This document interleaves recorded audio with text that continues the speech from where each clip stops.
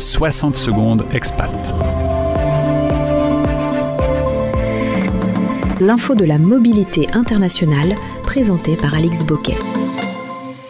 Souscrire une assurance maternité à l'étranger, c'est souvent un jeu d'équilibriste entre vigilance, timing et budget, car si les assurances existent, elles sont pleines de subtilités que les jeunes couples découvrent parfois trop tard. D'abord, les fameux délais de carence, 9 à 12 mois en moyenne, ce qui signifie qu'il faut être assuré bien avant le début de la grossesse pour bénéficier d'une prise en charge. Sinon, aucun remboursement possible, même en cas d'urgence. La seule exception qui existe est celle d'une grossesse déjà déclarée à la CPAM avant un départ de France. Ensuite, la couverture elle-même. Dans beaucoup de contrats locaux, la maternité est une option payante, parfois facturée plusieurs milliers d'euros par an, et tout n'est pas couvert. Les césariennes non programmées, les grossesses multiples ou les soins du nouveau-né sont souvent exclus. Par exemple, une hospitalisation en soins intensifs pour un nouveau-né prématuré coûte en moyenne entre 2000 et 5000 euros par jour, et toutes les assurances ne couvrent pas ces montants. Dans certains contrats, le nouveau-né n'est pas automatiquement inclus, ou les plafonds de remboursement sont ridiculement bas. Et attention, les différences de système de santé aggrave encore la situation.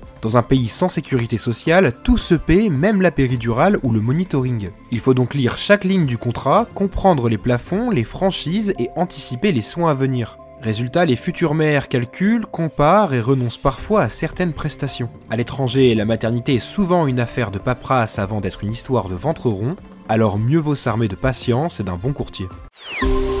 Tous les podcasts concernant la mobilité internationale sur fdlm.fr. Également sur YouTube en cherchant Français dans le monde.